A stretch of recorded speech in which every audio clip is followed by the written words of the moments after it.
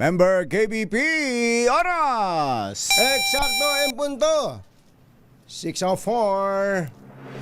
Balitang makatotohanan. Balitang maaasahan. ACS Balita. Walang makakaligtas. Walang makakalampas. Saan mang sulok ng kapuluan. Luzon, Visayas hanggang Kamindanawan. Basta't may balita. Ipagwagwagan ng sikat na tagapagbalita. ACS Balita. Kasama ang 2x2 tandem Anthony Taberna at Jerry Baha. ACS Balita.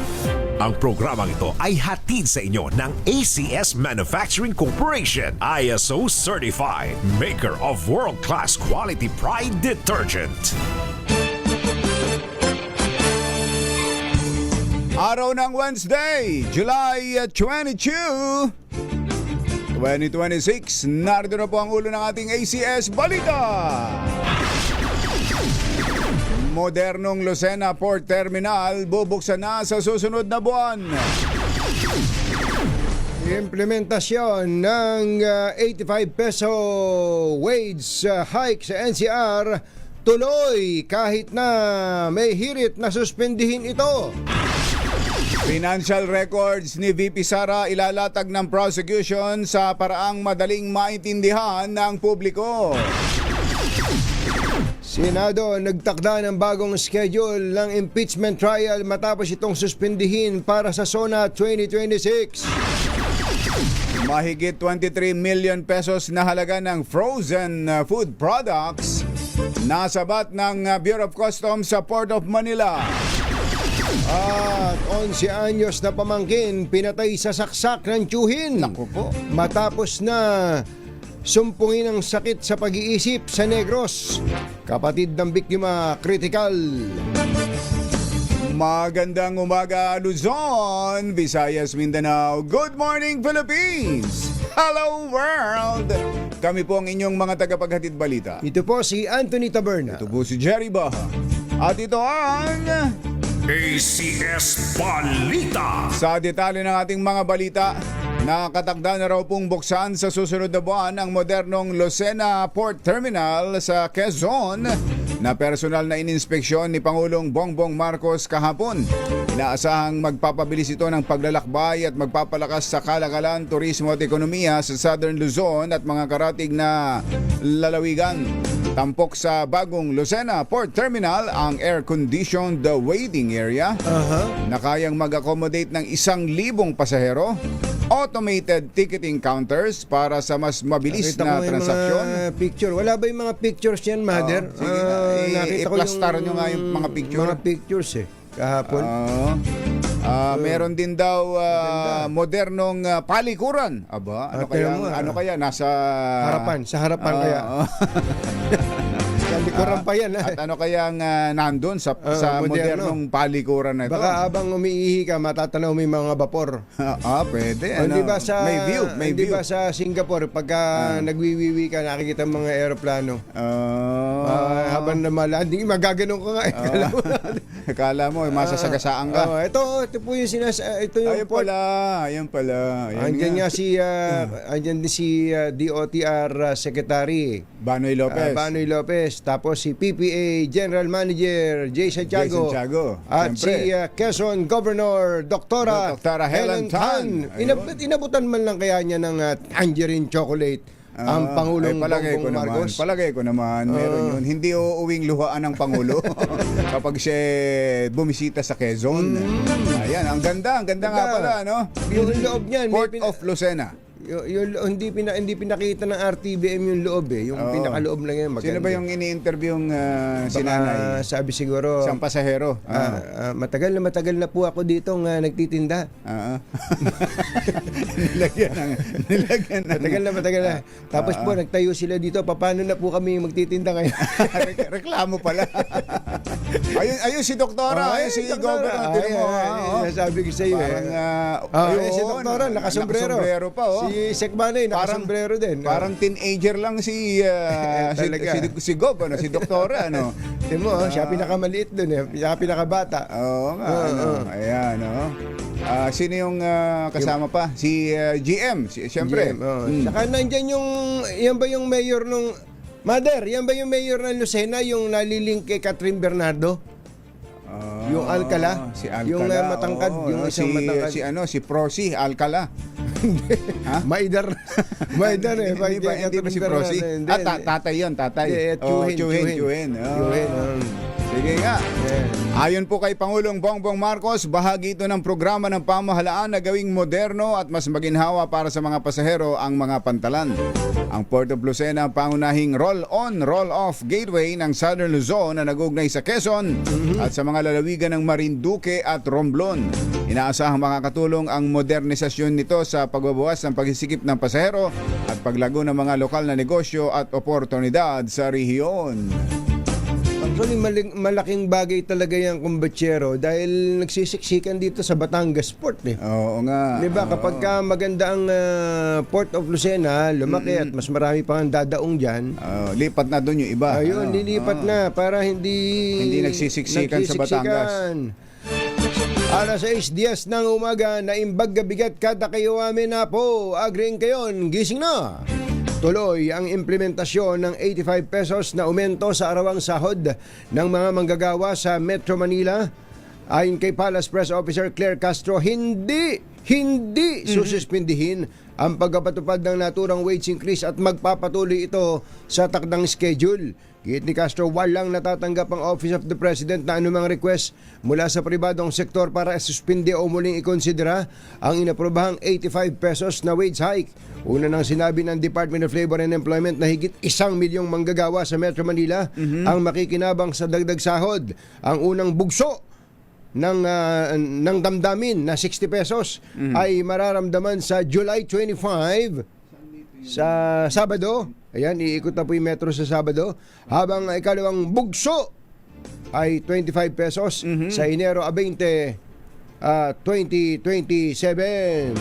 So tuloy, kahit may mga employers na natutol dito at may yung ibang mga yung mga nasa tawag doon sa supermarket. Nagbabala na ng pagtataas ng presyo, kumbatsero. Oo, talaga pwede na rin pala akong magbabala. Pwede ka na magbabala na rin ako. Na magtataas ka ng presyo. Ganun. Parang babawiin lang din, ano? Ganun naman talaga eh. Saan ba kukunin ng pangpasweldo ng negosyante ang ipambabayad nila sa dagdag sweldo? Siyempre.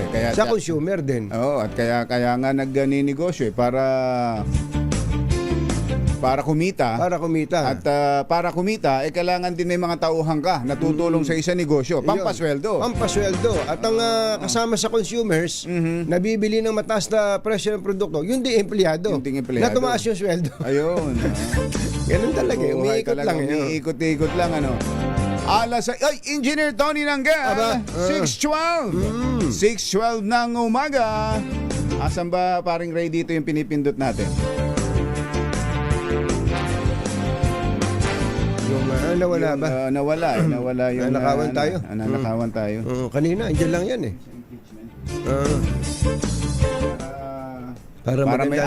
Para may update na tayo sa impeachment trial. Ito, tuklas. Hindi. Tuklas. Plug. Hindi yan tuklas. Kita-kits intro. Hindi yan. Ito ano? Jerry the Pacemakers. Ano ba yun? Ano yung pinag-titingnan nyo na yan? Mamaya kaya damdaming bayan okay na yan. Pwede na yan. Kaya na yan paring Ray. Paring Ray! Samantala. Ito na. Yan. Nadali. Kitang-kita. Ayun. Ayan pa, may naayos lang po, may kinakalikot lang po si paring Ray dito sa aming computer. Baka po kasi magkaroon ng glitch. Oo, ang marinig niyo yung mga batang Jerry Baha na ang pinag-uusapan namin ay, "Uy, Kuya Boji! Ate Shena!" Ayun na! Okay, habang inaayos ni paring Ray. Iginit ni House Prosecutor at mamamayang Liberal Party List Representative Laila De Lima na dapat maging malinaw at madaling maunawaan ng mga karaniwang Pilipino ang mga ebidensyang pinansyal na ihaharap ng prosecution sa impeachment trial ni VP Sara Duterte. Sinabi ni De Lima na hindi lamang ang mga senator judges ang dapat na nakakaintindi sa mga dokumento at paliwanag na ihaharap sa paglilitis, kundi Sino pa raw? maging ang publiko Ayun. na may direktang interes sa usapin ng pananagutan ng mga opisyal ng gobyerno. Ayon pa sa dating Justice Secretary, mahalagang maipaliwanag ng maayos ang mga bank records, income tax returns, statement of assets, liabilities and net worth, mga interes sa korporasyon at mga dokumentong mula sa AMLAC upang maunawaan ng publiko ang mga ebidensyang may kaugnayan sa reklamong betrayal of public trust. Alas 6:14 na umaga. Diyos maray na aga sa Indogabos, mga Bicolano, mata na kamo, gising na. Seryoso, aktibo at patuloy pa rin ang banta sa buhay ni Pangulong Bongbong Marcos sa pagpapatuloy ng impeachment trial at pagsalang sa witness stand ni NBI Director Melvin Matibag. Binanggit niya na hindi lamang ang banta ni VP Sara ang kanilang iniimbestigahan. Paliwanag ni Matibag, may ilan pang insidente ng kanilang isinama sa kill plot assessment, pati na ang pahayag ni Davao City Mayor Baste Duterte. Sa ipinilabas na video sa impeachment court, maririnig si Mayor Baste na nagsabing, isang ulo lang naman ang kailangan namin, ang ulo ni Bongbong Marcos. Binigyan din ni Matibag na ang nasabing rally ay naipalabas ng live at tinatayang napanood ng halos 700,000 katao. Narito ang pahayag ni Mayor Baste Duterte na ang video ay ipinlay sa impeachment court. Pero ang amin pong iniimbestigahan ay sinuulit ko nga po, the serious, active, and continuing threat to the life of the President which already transcend to a national security issue. Sapagkat malinaw po na hindi na ito banta, kundi isang plano na patayin ang Pangulo ng Pilipinas. Hindi, ang inintrohan ko ay yung video ni Basti. Narito ang tinig, hindi po si Basti yung nagsalita. Si Melvin, Director Melvin Chicago Matibag yun. Yung kay Mayor Baste, yung Yung kay Mayor pinlay Baste. sa impeachment court. Come in! Come in! Come in! Katotoy. Ala ba talaga? Paring Ayaw Ray. nyo na. Ano paring Ray? Ayaw nyo na ba? Sabihan nyo Ayaw na. nyo na. Sabihan nyo lang. That's okay. Ayun, yun. Tama yun. Lahat ng politiko, kailangan bitawan natin yung mga pansariling nating gusto. We have to be selfless public servants. Unang-una yan sa lahat kung gusto natin talaga umangat itong bansa natin. You can eat, in a very nice restaurants. Tama na yan. That's okay. Isang ulo lang naman ang kailangan namin. Ang ulo ni Bongbong Marcos! Yun po ang... Pala yun. Yun po yung video ni Mayor Baste na sabi nung kanya mga napakinig, yehey! Palakpakan eh. Palakpakan sila. Yun po ipinlay sa impeachment court na ang sabi ni Director Matibag ay may kinetic effect. Ayan, May kinetic effect. Baka daw po tularan, gayahin. Gayahin ng iba. Iba. Ang Yun, nadali. VP Sara Duterte Impeachment Trial at DZRH Special. Yun! Nadali rin. Alas 6:18 ang ating Then that oras. is my end. Ayun, meron palang karugtong yun.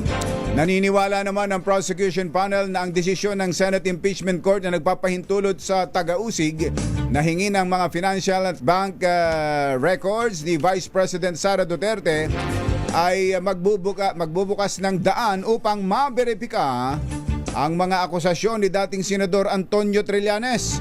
Ayon kay House Prosecution Spokesperson Robert H. Barbers, Ang subpoena ay bahagi ng legal na proseso ng pangangalap ng mga ebidensya at hindi nangangahulugan na napatunayang may pagkakasala na ang Vice Presidente. Ang lahat ng dokumentong makukuha ay isasailalim pa rin sa evidentiary rules and judicial scrutiny ng impeachment court. Matatandang nagpakita si Trillanes ng mga dokumento at affidavit na nagsasabing ang pamilya Duterte ay nakatanggap ng mahigit 181 milyong pisong manager's check mula sa negosyanteng si Samuel Uy na itinuturing na operator ng illegal drugs at ito'y kinumpirma ng Anti-Money Laundering Council. Alas 6:19 na ng umaga, suspendido muna ang impeachment trial ni VP Sara Duterte sa Lunes at Martes. Ayon kay Presiding Officer Cheese Escudero, ito'y para bigyan daan ang ikalimang SONA o State of the Nation Address ng Pangulong Marcos sa July 27. Ang araw ng Martes naman, July 28, ay ilalaan para mabigyan ng pagkakataon ang minority bloc na maghanda para sa tradisyonal na kontra-SONA. Kaugnay nito, magpapatuloy ang trial sa Miyerkules, July 29, kasabay ng bago at mas pinaagang schedule na alas 10 ng umaga hanggang alas 3 ng hapon.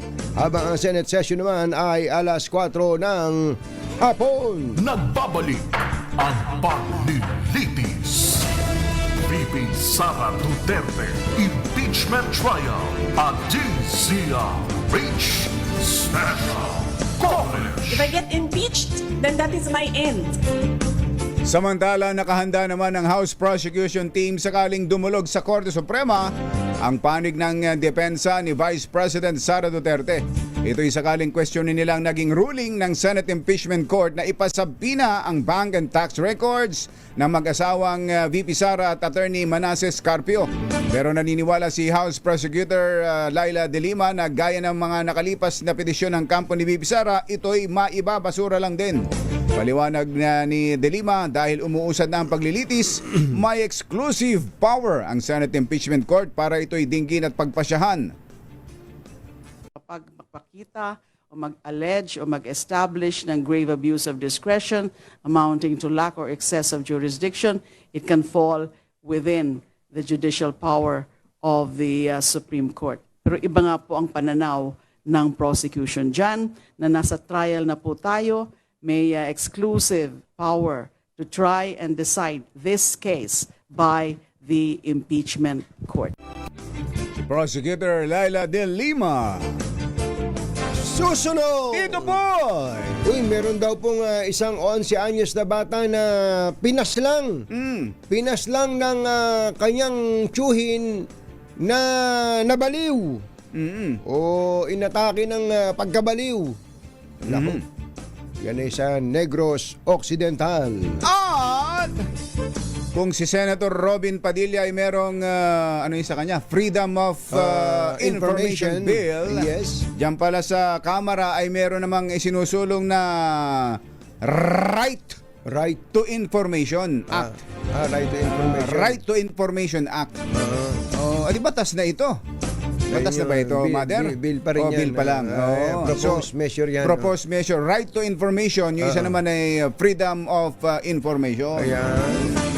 Nga naman, ang impormasyon talaga. Sa bagay, sabi, information is power. Power ngayon yan. Power yan. Kapag ikaw ay merong taglay-taglay na mga impormasyon. Actually, hindi lang power. Information is money. Information is money. Wealth. Kayamanan po yan. ngayon yan. Dahil naibebenta po ang impormasyon. Ayun. Yan. Di ba pang mga pagkakakitaan natin? Sa pagbabalik ng CS Balita. alas 6:22. Number 1. Na naman! Nakalampas saan mang sulok ng kapuluan. ACS Balita! ACS Balita! Ang programang ito ay hatid sa inyo ng ACS Manufacturing Corporation, ISO Certified, maker ng world-class quality Pride detergent. Hi! Maganda morning! Anong araw today, kumbachero? Today is Laundry Day, Friday! Yahoo! At pag Laundry Day Friday All you need is Pride washing machine detergent. May triple stain away formula, kaya tanggalang makapit, madikit, malupit na dumit mantsa, kaya easy ang labada. Kaya pala mula noon hanggang ngayon, all you need is Pride. All you need is Pride. ACS. Kasama ang 2x2 Tandem Anthony Taberna at Jerry Baja. ACS Balita. Alas 6:26 ang ating oras. Tuloy ang ACS Balita. Isang 11 anyos na batang lalaki ang nasawi habang kritikal ang 16 years old nitong kapatid ng pagsasaksaki ng kanilang tiyuhin na sinumpong ng sakit sa isip o pagkabaliw sa Negros Occidental. Nag-suicide din ang 28 anyos na tiyuhin na si Jobert Amorado na sinasabing sinumpong ng sakit sa pag-iisip kaya nagawa ang krimen. Dead on arrival sa ospital ang biktimang grade 6 pupil dahil sa tinimong malalalim na saksak sa katawan habang patuloy na nakikipaglaban sa kamatayan ang kanyang kuya na si Melden. Batay sa pahayag ng mga saksi, nanlilisik ang mga mata ng sospek habang sinasaksak ang dalawang pamangkin bago Ay, sus, nagkulong sa Mario kwarto Jose. at nagpakamatay gamit ang patalim na ipinansaksak sa mga biktima. Kinumpiska ng Bureau of Customs sa mga misdeclared na frozen food products na nagkakahalaga ng mahigit 23 million pesos na inabandona ng consignee sa Port of Manila. Ayon kay Customs Commissioner Ariel Nepomuceno, ang nasabing mga produktong pagkain ay nagmula sa China.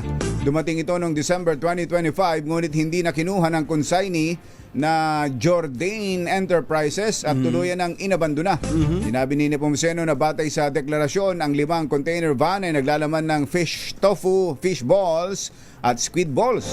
Ngunit nang inspeksyonin ng BOC ay natuklasan naglalaman ng mga ito ng frozen chicken breast, frozen pigeon, Peking duck at duck meat. Frozen duck meat. ang sasarap pa naman sana niyan kung fresh. Nako. Commissioner, baka naman Baka naman maayos pa yan. Baka naman kaya pang isalba yan. karamihan sa mga produkto ay nabubulok na. Nako, yung pala naman. Mamaho na sigurado yan. No? At ang plano daw po ni Commissioner Nepomuceno, ano ayon daw? kay Mother, ay sunugin na lamang Sunugin? ang mga ito. Sigurado ba kayo dyan? Sigurado bang baka naman baka naman mapag-uusapan pa na. Baka na pwedeng o kaya pwedeng pakain sa sa mga hito, kumbatsero, sa mga may hituan. may huti. Ganun ba? Oo, ganun ang pinapakain sa Kumakain ba ang hito ng Peking duck? Oo, sigurado yun. Ano yun? Yung yung two-way. sabi siguro ng hito, napaka-tutyal ko naman. Naka-peking duck ako. Alas 6:29 ng umaga, itinanggi ng Armed Forces of the Philippines ang mga paratang ng China na ang Pilipinas ang nagsimula ng konfrontasyon sa Ayungin Shoal. Ayon sa AFP, mali! At nakaliligaw ang mga pahayag ng panig ng China tungkol sa nangyaring insidente. Git ng pwersa, ang tunay na isyu ay ang paglapit na isang rigid hull inflatable boat ng China Coast Guard sa BRP Sierra Madre na itinuring nitong illegal na pagpasok sa lugar sa ilalim ng karapatan ng sa soberenya at international law. Sinabi rin ng AFP na kahalintulad ito ng insidente noong June 17, 2024 kung saan gumamit din ng marahas na aksyon ang China Coast Guard. Samantala, ipinahayag ni House Speaker Faustino Boji D na ang makasaysayang pag-aproba sa panukalang Right to Information Act ay magpapalakas pa sa transparency, pananagutan at mabuting pamamahala sa gobyerno. Ito ang buod ng talumpati ni Speaker D sa Isabela Chapter ng Philippine Institute Certified Public Accountants noong linggo. Ayon kay D, ang landmark measures ay sumasalamin sa pangako ng Kamara sa transparency and responsible governance. At mahalaga ang papel dito ng mga CPA para sa pagpapanatili ng integridad at tiwala ng publiko. Tinagdi ni Speaker na magpapatuloy ang mga kongresista sa pagsusulong ng mga reforma para sa mas moderno, malinaw at responsableng pamamahala ng pondo at serbisyo ng gobyerno. Naghatid sa kabuuan ng ating ACS Balita. Ito po si Anthony Taberna. Ito po si Jerry Baha. Kasama ang 2x2 Tandem Anthony Taberna at Jerry Baja. ACS Balita. Ay. Saan ngayon si Malakas natin? Ang ating malakas promo kasama ang Charm Fabcon Purple Eternity ay nandyan sa Barangay Salapan, San Juan. Salapan. Ayan, meron palang Barangay Salapan, yan sa San Juan. Ayan, para kumita kayo, para kayo ay magkapera. Ayan, At swertehin sa araw na ito, abay lakasan na ninyo inyong mga radyo, telebisyon at mga gadget na gamit ninyo sa pakikinig at panonood ng DZRA. Ready na ba kayong tandaan ang ating word of the day para manalo ka ng DZRH Mini Component? Eto na! At ang ating word of the day ay Bratinela. Bratinela. Ayun, oo. ayan, Ito daw yung tinawag yun daw ni NBI Chicago Director Chicago Matibag. Chicago Matibag. Cayetano. Si VP Sara sa kanyang column kanyang noon column, na Bratinela. Sa column niya sa Tribune. Oo. Eh yun nung hindi pa siya ano noon. Hindi pa siya NBI director. 2024 daw yung column. Oo. Akala ko nga kung ano yung Bratinela. Akala ko syokolate yan eh. Ganun ba? Oo. Parang tunog Parang Nutella, parang Nutella. Bratinela. Bratinela. Ano ba ibig sabihin ng Bratinela? Parang spoiled brat. Spoiled brat. Spoiled brat. Pero sabi naman ng depensa naman ni Director Matibag, hindi naman ako nagbanggit niyan. Narinig ko lang yan. Narinig. Kay dating presidente Digong. Ginaya lang niya yung... ginaya lang niya. Yun daw ang tawag ni Mayor Digong kay VP Sara. Naituro pa to. Magaling din talaga to si Director Melvin Chicago Matibag. Magaling din lumusot eh. Ayan. Ano yan? Iba yun. Iba yun. Ito, kami na nagbanggit. Iba kami. Nang pinanggalingan ng nanonood Bratinela. kami talaga. Yan ang katunayan. Nanonood kami ng trial. Ayan, para swertehin ang mga taga-barangay Salapan. Ayan. At swertehin sa araw na ito, kayo magkapera, lakasan na ninyo inyong mga radyo. At mamaya, may makakausap tayo. Ay, nako. Ito, walang mintis to. Baka dito, walang mintis ito. Baka dito makakuha tayo ng impormasyon. Information without him taking his oath. His oath. Ayan.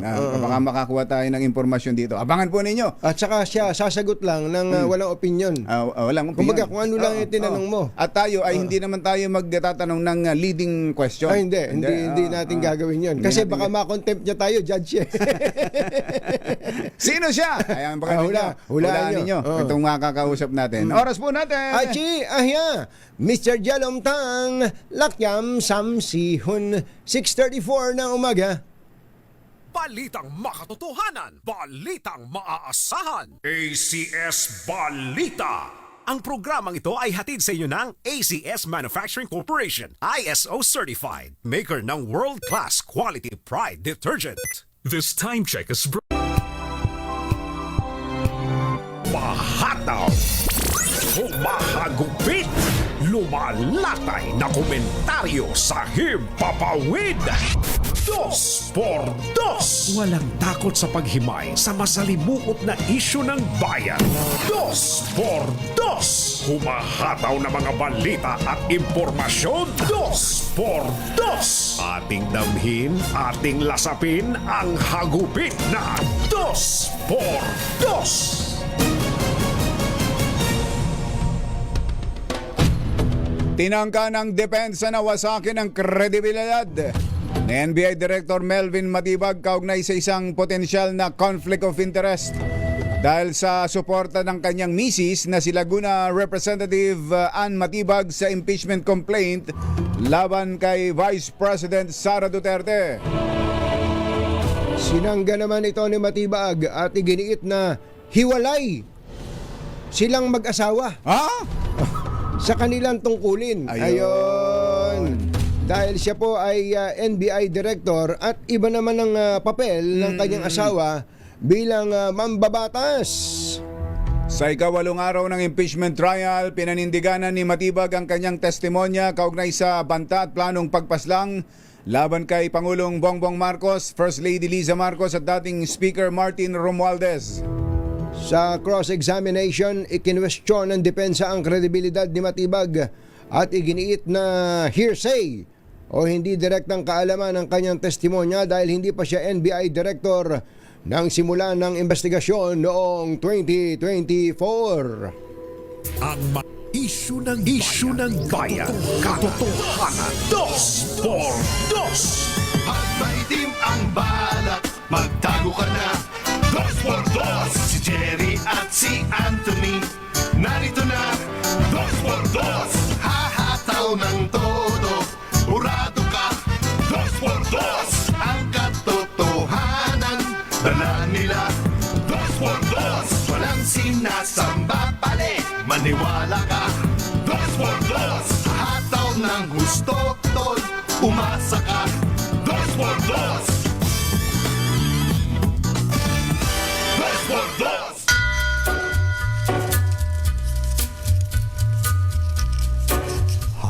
Hi. Maganda morning. Magandang umaga, bayan! Ito po si Jerry Baha. Ito po naman si Anthony Taberna. Muli pong sama sa inyo ang 2x2 sa umagang ito ng Friday! Simulan na natin kaagad. Baka tayo'y iwanan nitong mga kausap natin. At baka tayo i-contempt. I-contempt.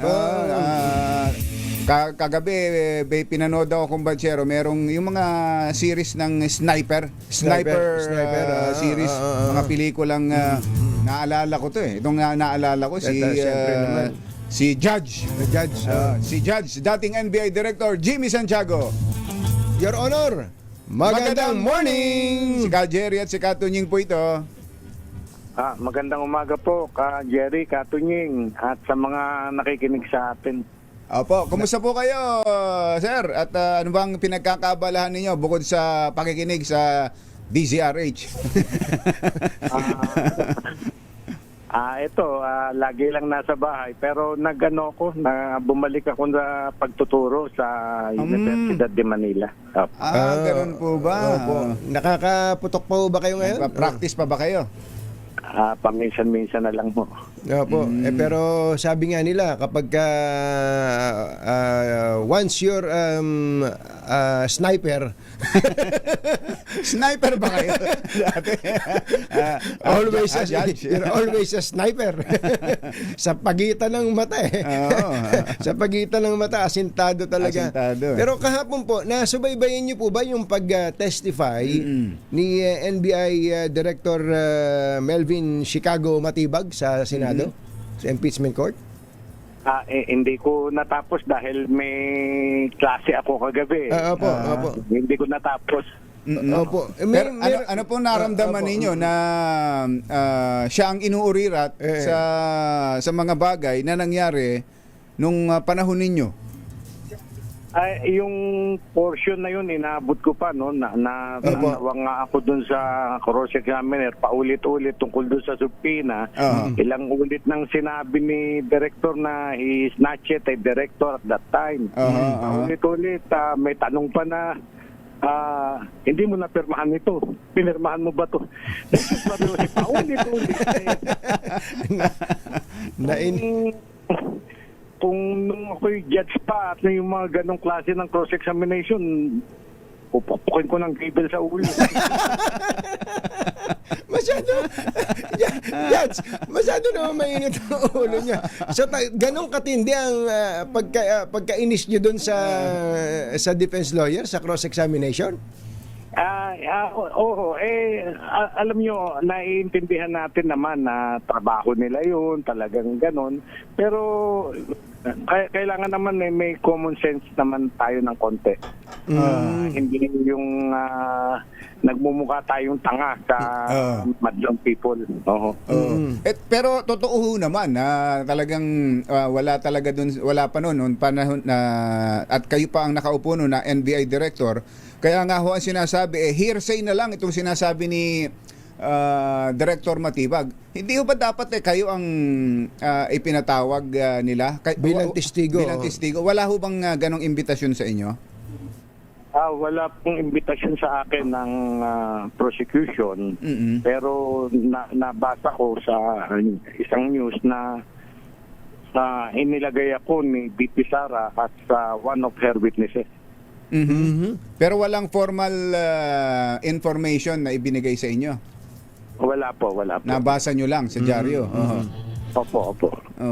Okay. Doon po sa investigasyon na ginawa po ng NBI, ang sinasabi po ni Director Matibag sa ngayon meron daw pong active at continuing threat sa Pangulo. Do you share the same view, Director?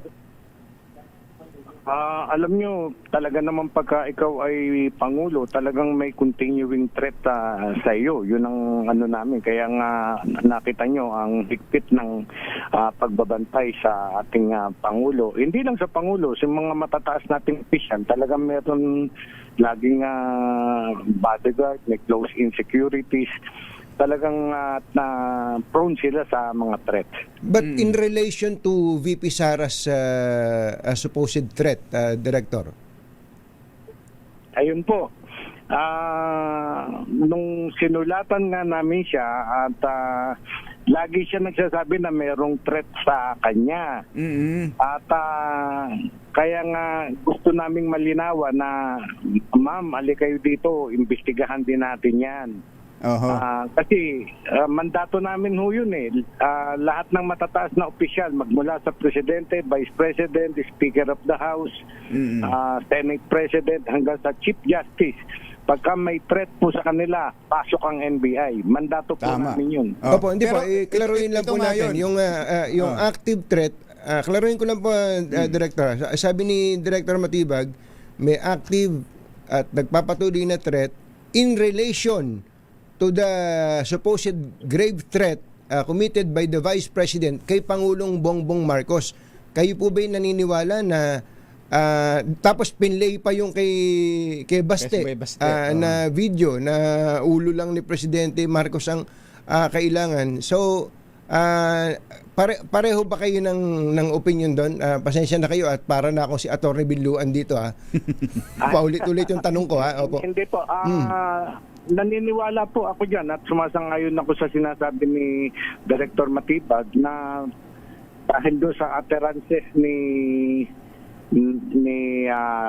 Baste at saka ni BP Sara ay may mga tao na sumasampalataya sa kanila at nakikinig sa kanilang mga sinasabi. Kaya hindi lang threat sa Presidente, pati sa ating national security naapektuhan na ho Threat sa national security. Ito mabuti, Judge, Director, na nabanggit nyo na inimbitahan ninyo, pinasabihan ninyo si BP Sara nung sabihin niyang meron siyang may threat sa kanya. Kasi yan po ay isa sa mga ipinupunto ng mga nagtatanong sa impeachment trial na inimbestigahan ninyo yung threat sa Pangulo, pero yung sinabing threat sa pangalawang Pangulo ay hindi naman ninyo pinansin, hindi ninyo inimbestigahan. Nung huling ma-interview namin kayo, binanggit nyo na yan na sinulatan ninyo, pinasabihan ninyo ang Vice Presidente na kayo'y magsasagawa ng investigasyon at iniimbitahan ninyo sa NBI. Apo. Pero hindi ho nagpunta. Hindi po nagpunta. 2 beses po namin pinuntahan yun, pero abogado lamang niya ang nagpunta at nagbigay ng sulat. Yung una po ay busy siya. Yung pangalawa naman ay talagang ayaw na niyang magpunta. So hindi po totoong binaliwala ninyo o hindi ninyo pinansin yung sinasabing pag may pumatay pag ako'y pinatay, patayin nyo si ganito. Yung sinasabi niyang bantarin sa buhay ni Vice Presidente ay hindi totoong hindi ninyo pinansin. Yung pinagbasihan niya kasi yung tanong ni Princess Maui, isang vlogger. Opo.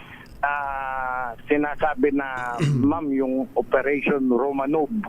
Ayan, ngayon yung Operation Romanov na yun, inalam namin ho yun at nakita namin na yung Romanov na yan ay nagmula yan kay Mayor Baste. Nung sinabi niya na sa isang press ko ng Maisog. Oho. Sinabi niya na bago ka, before you go to bed, sa Pangulo, remember Romanov, remember Mussolini, remember what happened to your family in 1986. So, nanggaling po yun kay Baste, yung Romanov. Nagtataka ako kay Princess Maui, bakit biglang naging threat na kay Vice President? So, hindi namin masyadong inano yun. Binigyan ng pansin, pinanood agad namin lahat ng yung tungkol sa Romanov, pati nga yung nasa Netflix yung Romanov, pinanood namin lahat yan. At hindi naman talaga threat yan sa Vice Presidente. So wala pong sa inyong pag-iimbestiga ay wala rin, bukod do sa binanggit na Romanov, wala rin kayong na-check o na ulinigan o na lamang threat sa Vice President?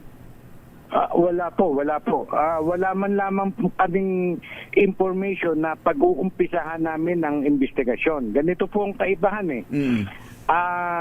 Kay President, yung threat kay President Bongbong ay may nagsalita eh. Yung nagsalita, ito yung nag-threat at sinasabi niya kung sino yung papapatay niya. Yung tatlong tao, Presidente, First Lady at saka Speaker of the House.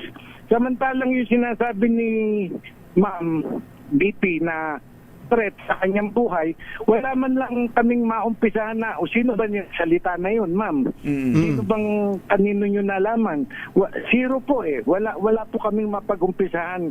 Hindi siya nakipag-cooperate sa amin. Kung nagpunta siya sa NBI at sinabi niya na ganito, ipapasupin na namin yung mga tao na pinaghihinalaan niya.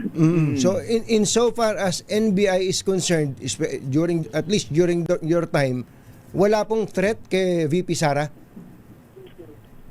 Yun po. Lagi lang ang pardon me, no? Hindi sa may kinikilingan ako. Pero nagsusumbong lang siya lagi sa kanyang mga pahayag sa social media, sa media. Pero yung formal na pumunta siya sa aming opisina at bigyan kami ng information tungkol sa threat sa kanya, ay ayaw niya pong makipag-cooperate. Baka walang tiwala sa inyo. Yan na nga ang mahirap na kung ang isang institusyon ng pamahalaan ay hindi mo na pinagkakatiwalaan, talagang chaos ang mangyayari sa ating bayan.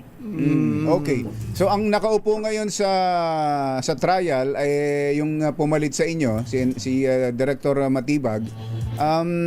Sa tingin nyo, sir, ay natibag ba ng depensa si Matibag? At naibibigay ba ni Director Matibag ang mga dapat niyang sabihin talagang mga impormasyon? Kasi lahat yun marami doon parte nung kayo pang nakaupo na director Ayun, yung mga testimony niya naman na makukonsider na rin yun na first-hand information niya because yung mga papeles, yung mga ginawa naming investigasyon ay naiwan sa NBI at nabasa niya lahat yun. Ganun po. Na-turn over naman properly, ano? Opo. May mga tanong din ho sa sa NBI director. Bakit nung iba ang may nagbanta ay yung teacher, 'di ba? Yung teacher hinuli kaagad.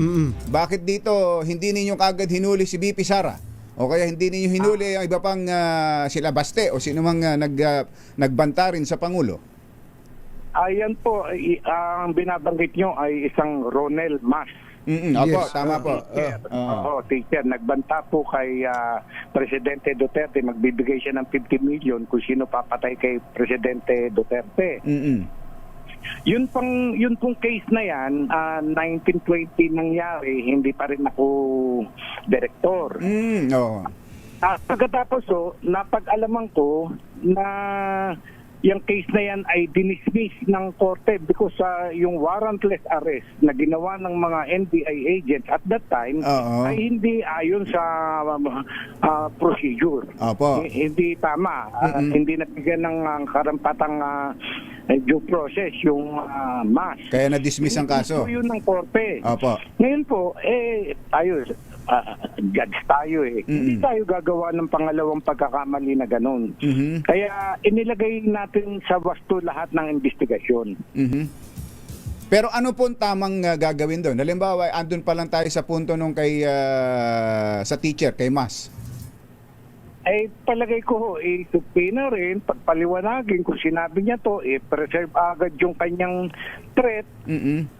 Hindi yung dakmain mo yung Dakmain. tao. Oo. Yung warrantless arrest, hindi na applicable yon. Hindi po. Okay. Last na lang po, Director, yung nabanggit nyo kanina na although wala namang official communication sa inyo, walang sulat, nabasa nyo lang na inilista kayo ng kampo ng defense para po mag-testify for VP Sara sa impeachment trial. Kayo bilang dating hukom, ano kayo doon? Magiging hostile witness ba kayo doon? Parang gano'n na nga ho. Alam nyo, nagbukas agad ako ng libro. Pagka witness ka at ayaw mo magpunta, pwede kang tumanggi. Hindi po pwedeng tumanggi. Unless meron kang malubhang karamdaman, ganon. Pero yung ordinarily, hindi ka pwedeng tumanggi na sabihin mo na hindi naman ako witness dapat para dyan. Ganun po. So you are willing to appear before the impeachment court kahit dun sa party po ng defense? Kung masupina po ay pupunta ako. Walang supina, hindi ako kung maririnig ko lamang sa radyo, sa TV na ako'y iniimbitahan ng impeachment court, hindi po ako pupunta. Oo nga pala. Ito pahabol Director, yung sa hitman, yun ba tinuntun nyo rin? Meron din ba kayong na-confirm o na-follow up na kung sino talaga yung kinausap na assassin o hitman? Nung panahon na yun na talagang nagsasaliksik kami, kumukuha kami ng information, talagang hindi kami tumitigil during that time. Ngayon, binigyan lang ng emphasis ni Director Matibag na this April this year, naggawa na siya ng special task force to go after that kung sino man yung kinausap ni VP Sara. At sabi ho, meron silang person of interest. Opo, yun po ang pahayag niya. Okay. Director, salamat po. Magandang umaga po sa inyo. Thank you po, Director. Thank you so much. Magandang umaga po. Salamat po. Sige po. Si dating NBI Director, si Judge GB Santiago. At Anthony Taberna sa 2x2 sa Masakit ding magsalita ito si Judge Judge. Akalain mong kung siya daw ang judge doon, baka pinukpok na niya ang gable yung nakulitan din. Mainit din ang ulo Isip-isipin mo. Hindi, talagang may mga tanong kasi ang mga defense lawyers o kahit sino mang nagko-cross-examine na talagang ang intention lilituhin lang yung testigo. Para sa susunod na tanong. Not necessarily nonsense yung hindi ginagamitan ng common sense yung tanong. Talagang kanyon para kung saan pag nalito na yung testigo sa kanya aatakihin. Ganun na style lilituhin o kaya iinisin ka. Para mawala ka sa diskarte mo. Oo, mga naturuan natin yan. Galing natin manginis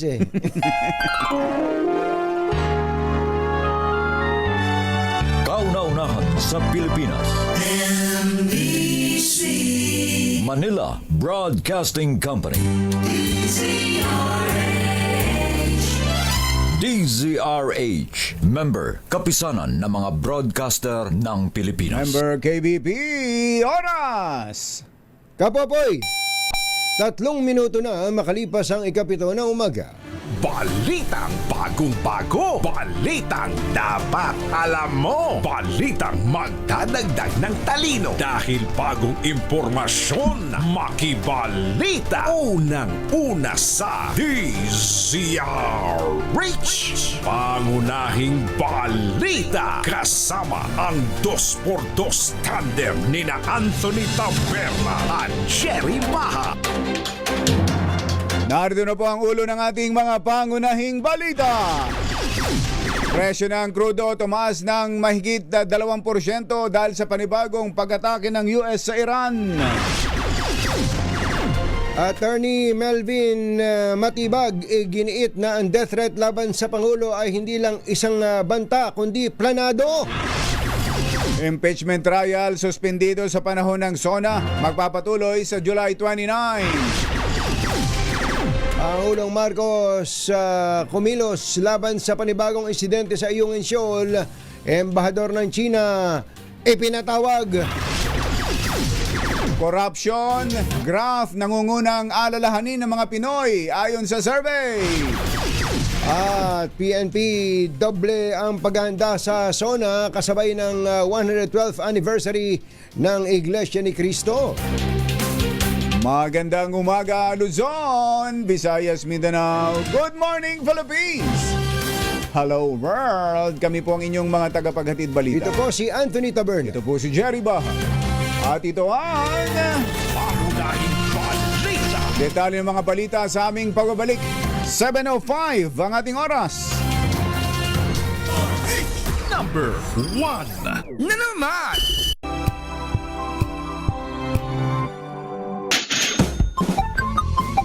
Tumutok sa DZRH at manalo ng isang 1,000 pesos sa Malacash promo kasama ang Charm Popcorn Purple Eternity. May nanalo na! Bratinela ba nanalo? Yan po ang ating word of the day. Ay nga pala, kumpatsero, nakita mo ba yung isang papel na... Sherwin, pakita mo nga yung ano? Sinecheck ko nga, minesis ko nga si Senate President eh. Naitanong ko tuloy sa sarili ko, kumpatsero, kasi kanina wala ka pa. Ano sabi mo? Ano sabi mo? Sarili ko. Sarili ko. Ganun ba talaga? Na kapag ang isang opisyal ng gobyerno ay nahaharap sa asunto, ang lahat ng gastusin niya sa kanyang asunto ay sagot pa rin ng gobyerno? Baka hindi. Baka hindi. Naitanong ko ho yan, mga magulang at mga mahal na taga-subaybay. Hindi. Sinagot nung sarili mo? Nung tinanong mo yung sarili mo? Anong tinanong ko yung sarili ko? Hindi rin nakasagot kung ba't kaya inulit ko sumagot ka! Kaya ko ho na itanong sa sarili ko yan, dahil dito sa... ito po'y minarkahan natin bilang Exhibit A. Nag-exhibit ka na rin pala. Andyan ba? Pakita mo nga. Ito ho'y liham ni Vice President Sara Duterte sa impeachment court sa Office of the Vice from Office of the Vice President kay kay Senate President Sherwin Gatchalian. At dito ay ang nilalaman po nito ay ang una, number 1, naka-enumerate kumpatsero all food and beverage intended for the members of the defense team, support staff, and witnesses shall.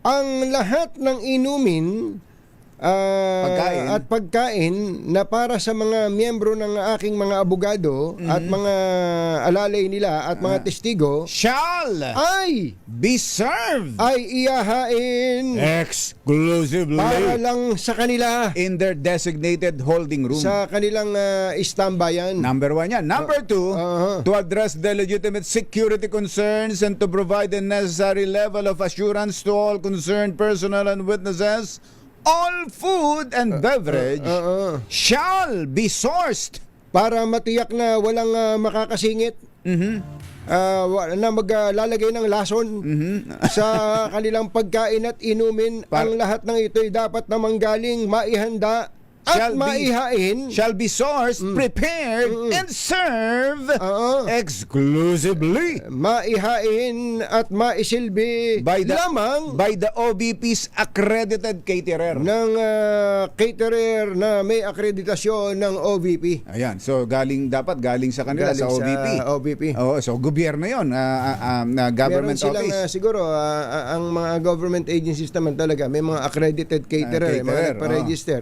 And number 3, as these arrangements are required solely in connection with these proceedings, Dahil para lang ito sa impeachment trial, the OVP ang tanggapan ng pangalawang Pangulo respectfully request ay buong galang na humihiling that the Senate na ang Senado shoulder balikat, the reasonable cost balikatin ang gastusin of food and beverage ng pagkain at inumin and the catering services at mga magsisilbi for the defense team, para sa mga abogado, support staff, and witnesses. alalay at testigo nila. Ayun. Yung nilalaman Yan itong pala yung, gusto- liham na pinadala July 7, July 7 at natanggap din sa ni kaparehas Senate, ni Senate President, ano? Oo. Meron kasing interview tayo nung Biyernes. Yuel, kailan natin na-interview si Senate President? Biyernes ba? Nung Biyernes, ano? Wala si Combachero nun eh. Wala nga. Solo ako nun eh. Tinanong kasi natin siya kung magkano ba ginagastos dyan sa impeachment trial na yan. Laki-laki ng balita. Hindi, sabi niya walang extrang gastos. Dahil yung defense at prosecution, may sarili silang gastos dyan. Sila sumasagot ng sarili nilang gastos. Sabi niya, at dinugtong pa niya, pat ultimo nga printer eh. Mga printer ng mga papel-papel nila, kanya-kanya. Yun ang sabi ni kaya lang, dito sa, so ibig ba sabihin hindi nila pinagbigyan itong kasi ang kahilingan nito. usap- Ito naman simpleng hiling lang. Hindi naman siguro malakas kumain si Atty. Binluan. Mukhang hindi naman. Ang gaganda ng katawan si Atty. Sison, kaganda-ganda ng katawan. Di ba? Yun na nga. Kaya nga, ang isa pang tanong dyan, Kumbachero, kung sa pagkain at ganyang pagkain at inumin, sagot ng gobyerno sa isang inaasunto. Hindi lang siguro sa impeachment, ang maitatanong natin, pati ba sa ibang mga government officials na nakasuhan pero nasa position pa rin, ang gastusin ba nila sa pagtatanggol sa kanilang sarili galing pa sa gobyerno? Sa pagkain lang, hindi ba pwede sa pagkain lang? Pagkain sa maliit na bagay, sa pagkain pa lang, i-charge na, lalo na yung mas malaki. Yun sa abogado. Malaki yun. Medyo malaki yun. Nung itanong ko sa sarili ko yan, hindi rin nakakibo. Hindi rin, ano ang ba sarili yung klaseng sarili yan? Wala na sinagot sa... So yung pero ang kagandahan lang naman, Kumbachero, kung mapapansin mo, sabi nga ni Igan, doon sa gallery, may likod ng abogado ng defense, kung sila naman ang pakakainin mo, pakainin na natin, sabi niya. Kasi kagaganda ng mga nasa likod ng iba naman pala mga staff, baka staff ng defense team yun. Iba naman pala yung pero doon sa abogado, ang mamahal niyan. Baka hindi maaaring sagutin yun. Yung pagkain pa, baka mapag-usapan pa yan eh. Madali naman yan dahil impeachment nasa Senado naman. Kumbachero, at may mga hearing, di ba, may hearing in aid of legislation, yung mga bisita pinapakain naman talaga ng Senado yan eh. Maliit na bagay lang naman siguro yun. Pero yung sa abogado, palagay ko hindi na dapat yun. Hindi. Ito hindi lang dahil sa kay BP Sara o sa impeachment, pati sa ibang kaso na ang nahaharap, halimbawa, nahaharap sa graft and corruption. Isang opisyal ng gobyerno pero hindi pa naman tinatanggal, hindi pa convicted at nasa pwesto pa rin. Sila ba pwede pang gumamit ng government resources at pondo, halimbawa sa pagbabayad ng abogado? Hindi dapat. Hindi na dapat, di ba? Depende. Pagka sabi siguro ni Senate President Wing Gatchalian, wala yan, pakainin mo na ng Gatchalian lechon yan, walang problema. Eto na, may nanalo na sa San Juan. RS6 Sherwin Alfaro. Sherwin, go, go, go! Anthony, Jerry, para matigil na ang usapin sa pagbabayad sa pagkain, sagot na ng Giljas Bake Shop yung Aba. matsakaw para sa impeachment hearing na yan. Patingin nga Ayan, ng matsakaw. Ayan. Ayan, oh, ang lutong-lutong yan. Kasi Yan ba yung dalawang mga- linggo na yan nandito sa estante. Hindi ba makapanira ng postisyo yan?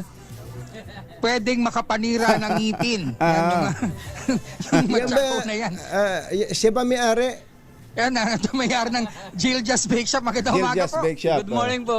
Magandang umaga. Pangalan niyo po? Joel Garcia. Joel. Tatay Joel Garcia. Joel Garcia, Opo. yung ginagawa niyong matsakaw. Ano po yun? Yung pong mga hindi natutulang na- pandesal, lalagyan ng butter at saka sugar. Yan ba Then yung ipipreheat. yan ba yung near expiring? Hindi nabili. Hindi naman po. Yan yung natira for the other day. Nung nakaraan. Okay lang, Opo. okay lang. Wag mo. Toasted lang, lalagyan ng butter at saka ng sugar. Ayun. So safe naman yung mga senador tsaka mga miyembro ng prosecution at tsaka ng depensa kapag kinain nila yan. Opo.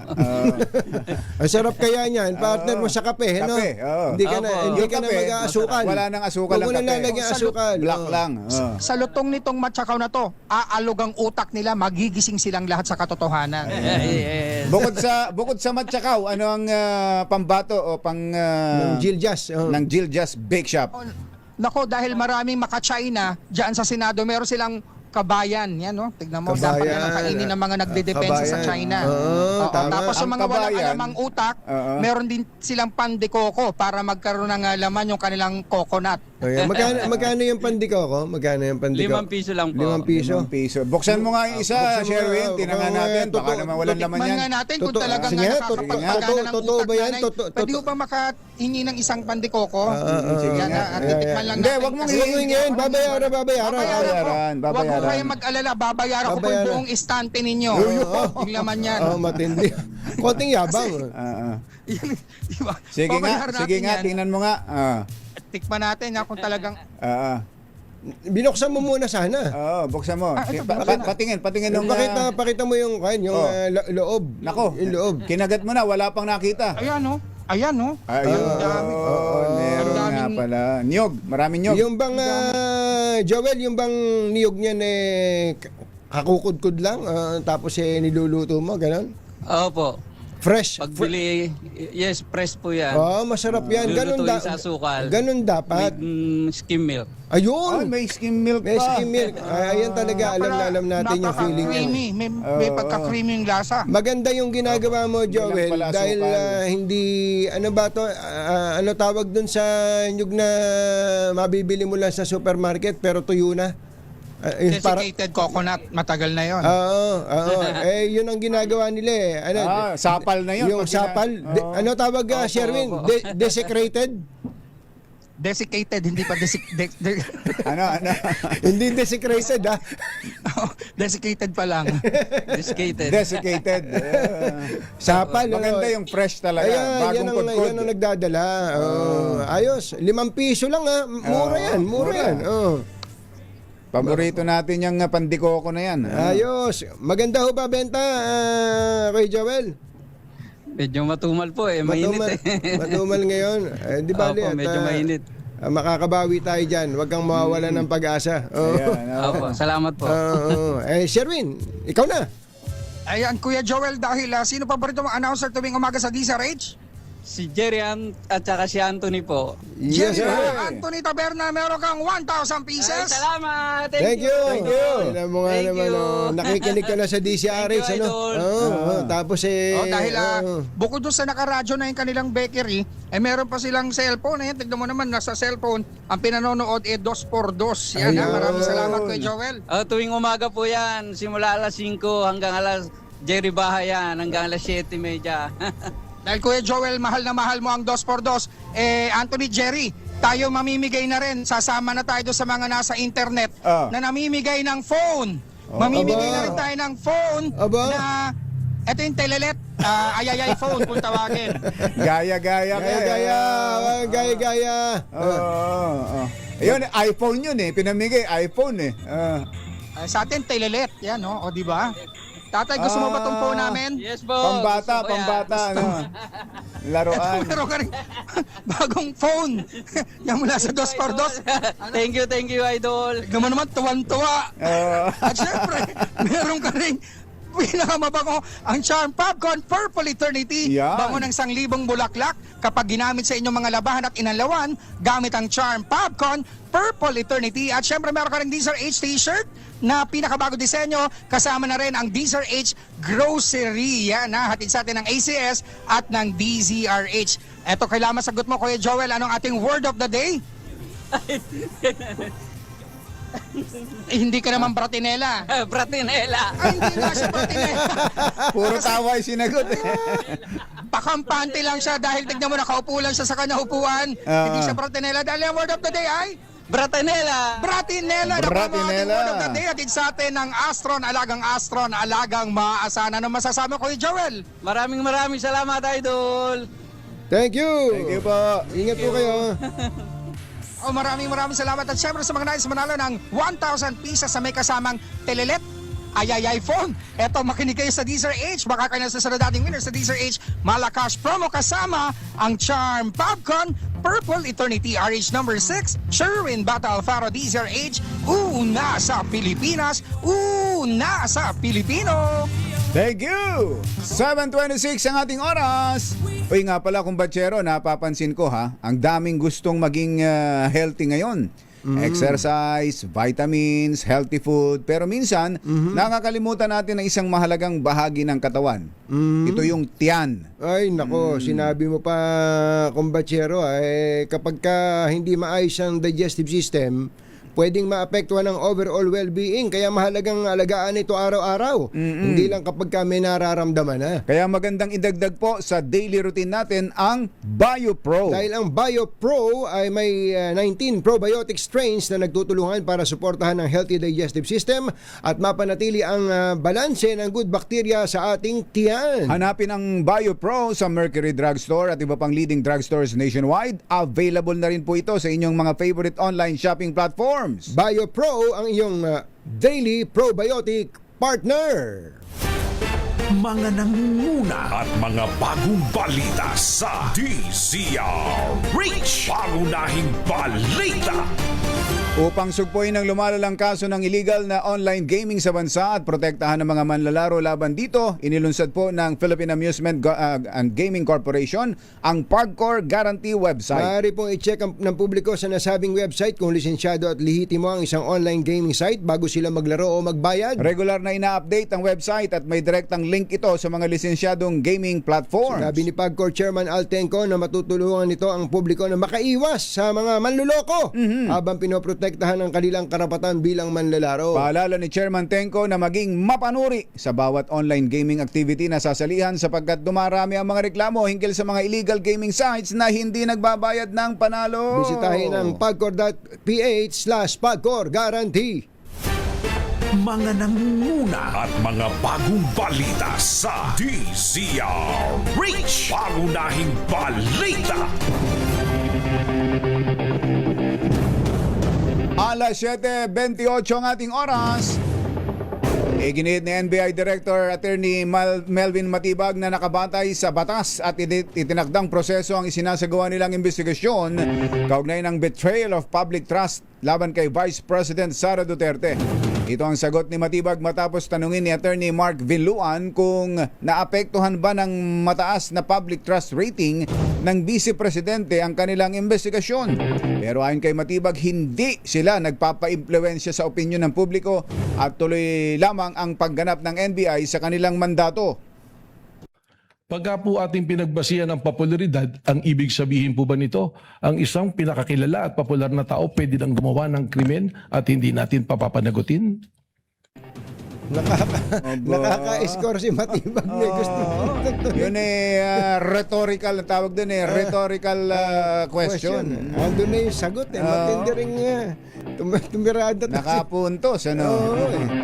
728, itinuturing ng NBI na higit isang simpleng banta ang balak, hindi isang simpleng banta ang balak na pagpatay kay Pangulong Bongbong Marcos. Sinabi ni NBI Director Melvin Matibag na lumawak na ang saklaw ng kanilang investigasyon mula sa issue ng paggawanta tungkol sa usapin ng pambansang seguridad.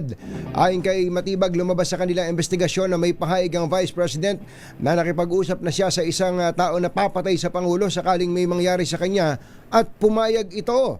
Iginit din ni Matibag na ang kaso ay tinuturing na ng NBI bilang isang serious, active and continuing threat sa buhay ng Pangulo. Pero ang amin pong iniimbestigahan ay sinuulit ko nga po, the serious, active, and continuing threat to the life of the President which already transcend to a national security issue. Sapagkat malinaw po na hindi na ito banta, kundi isang plano na patayin ang Pangulo ng Pilipinas. Si NBI Director Melvin Matibag. Samantala, iginit din ni Director Matibag sa Senate Impeachment Court na hiwalay ang kanyang tungkulin bilang NBI Director sa trabaho ng kanyang asawa na si Laguna Representative Ann Matibag. Tugon ito ni Matibag sa depensa na tinangkang wasakin ang kanyang kredibilidad sa pagharap sa impeachment trial.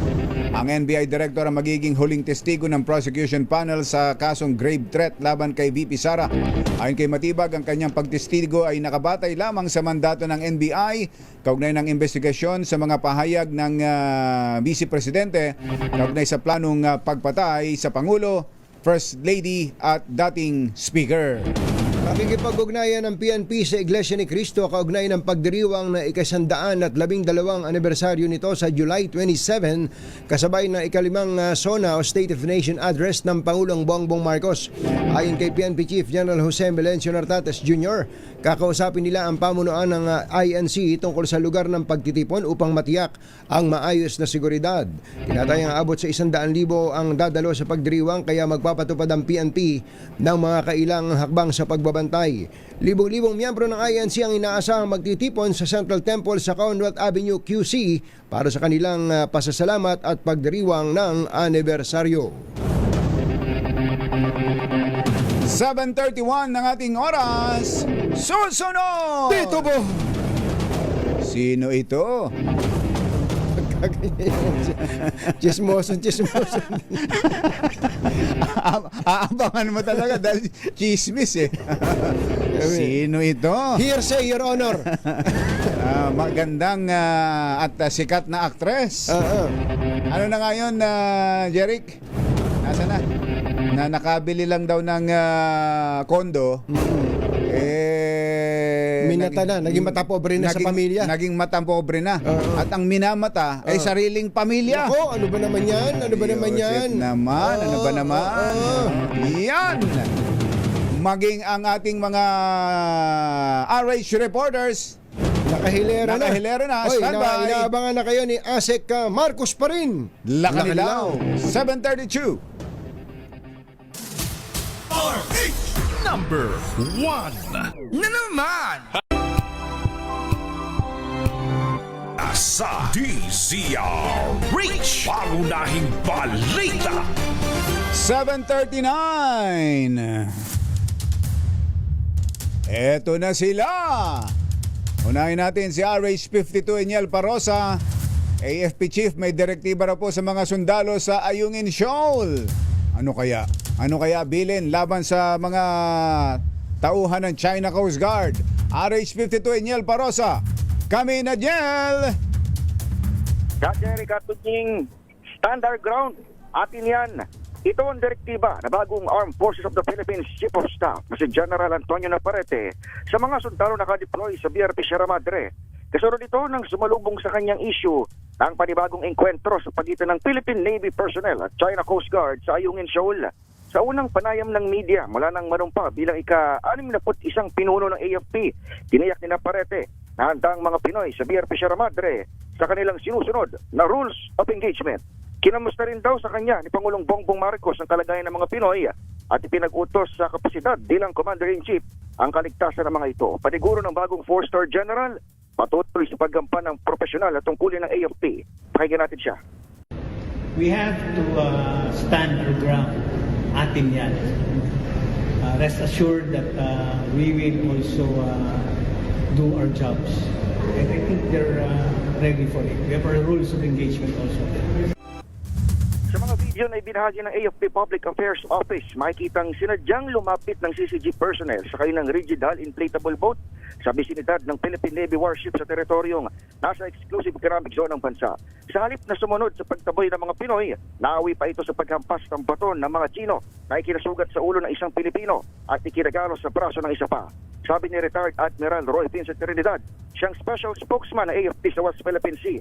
Ito ang unang beses na lumapit ng hanggang sa 30 meters ang Chinese sa PRP Sierra Madre mula noong marahas na June 17, 2024 incident kung saan isang sundalo rin ang naputulan ng daliri.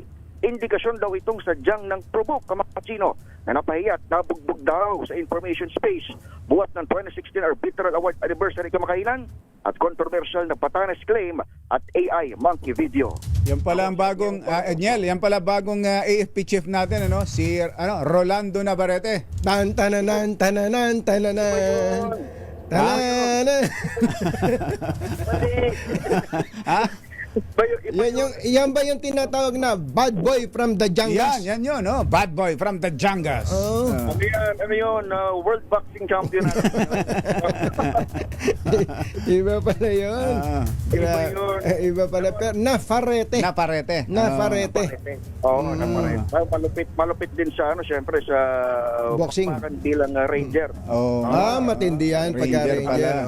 Galing pa rin sa Philippine Army. May mga opinion kasi na Navy o Air Force leaders na ang ilagay dahil nga tayo nakatutok na sa territorial defense, pero Army pa rin ang namumuno ngayon sa AFP. Okay.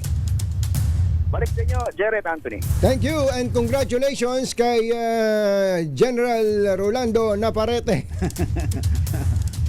Hindi, first name? Rolando nga ba? Hindi, hanapin ko. Antonio Navarrete. Congratulations po, General, bagong AFP Chief. Samantala, mga commuter sa Maynila, hati ang opinyon sa panawagang taas pasahe. RH9, Tina Nolasco, Kamintina!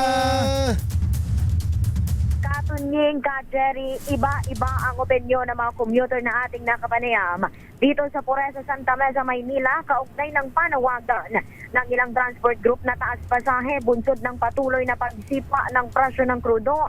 Dahil lamang ni Nanay Shoni natutol dahil mataas na nga ang bilihin, sasabayan pa niya ng mataas na pasahe. Pakinggan natin. So ngayon, pag nagdagdag pa ng taas ang pamasahe, dagdag pa mga bilihin, paano na tayo? Sobrang hirap na hirap ng buhay natin. So, bilang commuter, hindi po dapat itaas pamasahe. Kasi kulang na nga yung pamili natin ng pagkain. Samantala, Katunying, Jerry, depende naman ang sagot ng isang estudyante na ating nakapanayam. Ayon kay Brian, pabor siya sa taas pasahe kung maliit lamang ang idadagdag. Pero kung sobrang taas naman, mahihirapan anya silang mga commuter at estudyante na umaasa lang sa baon ng kanilang mga magulang. Pakinggan natin. Depende po kung gaano kataas yung i-add nila. Kung piso lang, maybe okay lang po yun. Pero if mas masosobra sa 2 or sa 3 piso, baka mas malaking epekto yun para sa mga estudyante or sa iba pang nagko-commute po. Samantala, Katunying, Jerry, dito sa Santa Mesa, Maynila, hindi pa ramdam ang epekto nitong transport strike. Sa pag-iikot ng DZRH, marami pa rin pumapasadang jeep sa lugar at hindi naman nahirapang makasakay ang mga estudyante at iba pang pasahero. May libreng sakay din na alok ang ilang mobil ng pulisya para umalalay sa epekto ng tigil pasada. Ilang miyembro din ng Manibela dito sa pangunahing terminal ng transport group sa Nagdahan ang bumiyahe muna bago makiisa sa transport strike, habang ilan ang jeep din na pumila muna dito sa terminal habang wala ang karamihan sa miyembro ng Manibela gaya ng Rotonda Pandacan Transport Cooperative na nakapanayam ng DZRH. Ito si RH9, Tina Nolasco para sa DZRH, una sa Pilipinas, una sa Pilipino. Thank you, Tina. Samantala, meron daw pong mga may hawak ng manibela na ayaw mo nang pumasada. Ba't pa sila humawak ng manibela? Bakit nga ba? Pakiklaro mo nga yan. RH15, Giselle Regaport. Coming, Giselle! Jerry Katinging, sa kabila ng tigil pasada, pumapasada pa rin yung ilang miyembro ng manibela sa rutang Baclaran, Dasmariñas ngayong umaga. Ayon sa mga tsuper, isang ikot muna sila para sa pananghalian ng kanilang pamilya. Gutom at katakot-takot na hirap nila yung inaabot nila sa panibago na halos 11 piso kada litro na taas presyo sa diesel. Panawagan ng mga ito maski sana piso o 2 piso na taas pasahe para makabawi sa latay ng mahal na petrolyo. Kinundi na rin nila yung umano'y pagsasara ng ilang gasoline station bago yung oil price increase upang mas mahal na maibenta yung petrolyo kinabukasan. Nalagaloko, sabi ng mga tsuper, yung kalakaran na madalas malaki yung taas presyo pero halos hindi naman maramdaman kapag may rollback. Mahigit 50 yung mga miyembro ng manibela dito sa area, 10 sa kanila yung namamasada ngayon. Pakinggan natin yung isang miyembro ng manibela at yung iba pang tsuper na nasa ibang transport group naman. Wala talaga kami sinusobra. Talaga napakahirap. Gutom kami. Wala nangyayari sa biyahe namin. Abay, gutom po talaga lahat. Buong pamilya gutom. Kung magbaba, 2 piso, 3 piso, tapos ilang araw lang, tataasan 10 piso. Ang matara, alam nila pag kinabukasan yan. taas presyo, bigla sa nila, wala nang diesel. Kunyari bukas may announcement na magtataas. Alam nila gagawin, makasara nila, wala nang diesel. Mamayang gabi, sasabihin walang diesel. Ito si Giselle Ricoport para sa DZRH, una sa Pilipinas, una sa Pilipino. Yun talaga sitwasyon natin ngayon. In fairness naman, merong panahon na big time yung rollback talaga. Di ba? Mga mahigit 10 piso. Kaya pero, lang nung tumaas, mahigit 10 piso sa sitwasyon ngayon na naggigera ulit ang US at Iran, paakyat na naman kaya yun. kapit tayo. Tapos ang palitan pa ng peso dollar. Ano ba? Nasaan ba ngayon? Nag 63 na yata nung nakaraan. Hindi, wala naman. Huwag naman ganun. 61 something, 61.70 yata. Samantala po naman, hinahanap lang po na. Hindi lang pa natin makita. Nawala na. Dahil nga sa dahil sa bumabagsak na halaga ng piso. Pangunahing balita sa showbiz. Magkakatuluyan na ba yan? Sabi ni Kuya Boy Fabian. Happy birthday muna kay Josel Ronquillo ng Poblacion General Natividad Nueva Ecija. At kay Colonel Byron Tabernilla. Aba, Happy birthday! Happy birthday! Happy birthday, Colonel! Tatahitahimik kayo, ha? Birthday din ngayon, kumbatsero, ni Glyza Taberna. Si Glyza. Molianita. Aisa, happy birthday! Andito, ninong mo, huwag kang mawawala ng pag-asa. Hindi ka mawawala, Glyza, ha? Si Kuyang Jerry Haspio dyan sa Quezon. Magandang morning. Director Jerry Mr. Cupido Asuncion. Magandang morning. Magandang morning at magandang morning kay Ma'am Manny Soriano. Happy birthday, Ma'am Manny. Wala kang kakibo-kibo. Birthday mo pala. At kay Mayor Orlan Calayag. Happy birthday po sa inyo. Happy birthday, Mayor. Eto na. Ang inaabangan ni Kuyang Els Bartolome. Magaling. Wala ng pag-asa, Ate Gigi, Imperio, andito na. Maganda at magaling na aktres. Nagbago raw ang ugali matapos na makabili ng sariling kondo. Pati magulang nilalapanan na. Ano ba namang klaseng anak yan? Ihatid sa atin ang ating showbiz legend, Morley Alinio. Magandang morning, Morley! Bibilang ako ng 3. 1, 2, 3. Pak! Pak! Nako, nakakaloka sa super mega kabaliw itong sikat na aktres. Dati-rati kasi ay napakabuti nito sa kanyang ina at ama, masunurin. Pero nung ito ay lumipat na sa sariling kondo, ay bigla raw nagbago ang pag-uugali ng naturang aktres. Yung dating pagiging sweet nito ay nahalinhinan ng pagiging mataray. Grabe. Hindi na rin daw ito madalas umuwi sa dati nilang bahay, kaya sumasama ang loob ng kanyang mga magulang. Busy. Laging sinasabi nito, busy. Busy. account, maraming ginagawa. Oo naman. Pero kamukat-mukat mo, Oh. kasama lang daw ng mga kaibigan at gumigimik. Ayun! Nako, Nagsisinungaling nakakaloka. pa. As in, nakababaliw.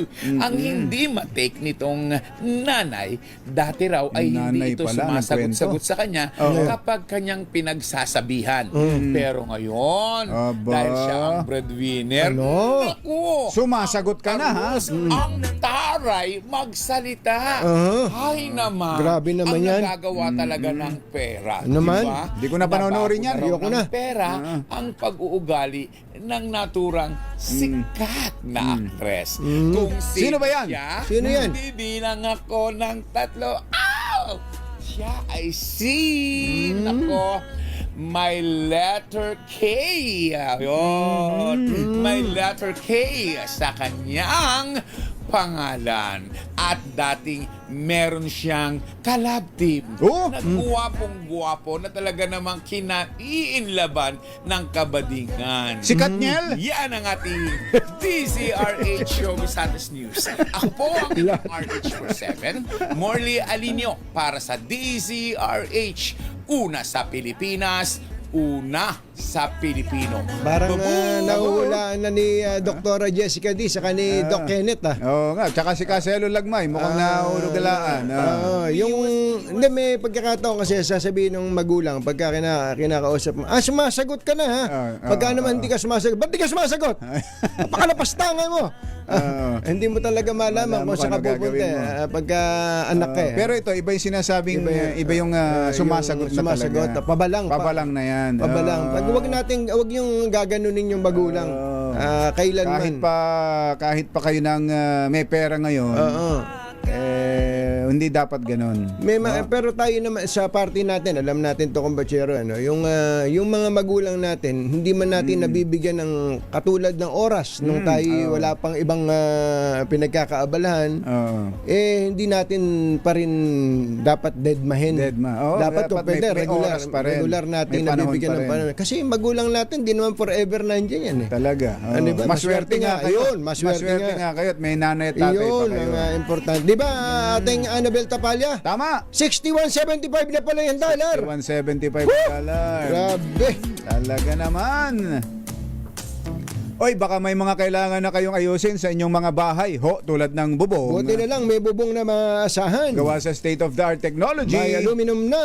May pintura pa. Now available na rin sa pre-painted tiles pan. Para sa eleganting bubong na matibay na makulay pa, mag-Cherylum pre-painted ka na. Oy, Josh Sitin, maganda morning. Josh. Saka si Team Sitin, maganda morning. Maganda morning. Yung mga tigasing mga anak ni Kuya Romel Sitin.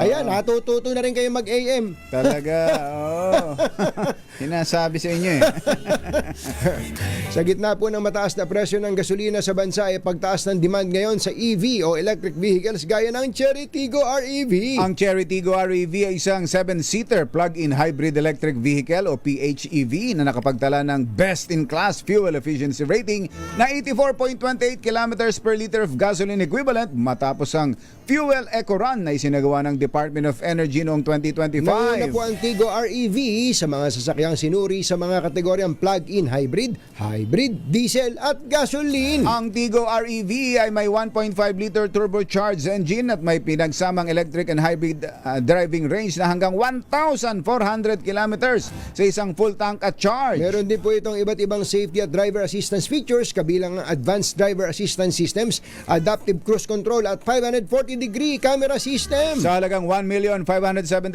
pesos ay maaari ka nang makabili ng matipid at reliable na 7-seater SUV Cherry Tiggo REV. Kaya Kuyang Ian Chris Almario, huwag ka nang tumira ng mga segunda mano. I-test drive na yan. I-test drive mo na itong Tiggo REV.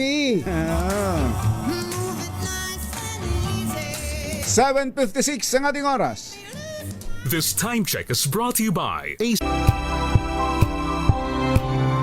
Oy, Napakabilis ng oras. Mayor Jopet Inton ng Hermosa, Bataan. Mayor Magandang Jopet. morning. Kumusta na kayo? Long time no see. At kumbachero, doon po sa mga nakakakilala, mga kaibigan, nito pong si Congressman Baby Asistio. Oo nga No? pala. Si Congressman Baby Asistio po ay pumanaw na nung isang araw. Anong petsa ngayon? July 20, kumbachero. July 20, Pumanaw na po itong nung Lunes. Oo, nung Lunes na pagkatapos. May edar na rin naman si Congressman. Ang kanya pong mga labi ay dadalhin dyan sa Floresco Mabini. Floresco Mabini, Caloocan. Floresco Funeral Homes. Oo, oo, yun.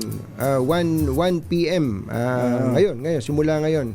His remains will be transferred to St. Peter Chapel, 103 5th Avenue on Thursday, July 23. So isang gabi ngayon sa Floresco. Tapos July 23 dadali naman sa St. Peter Chapel.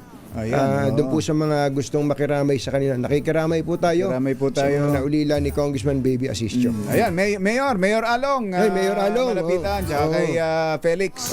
Tsaka kay Jay Bernardo. Sila raw ay nakatutok. 24 oras.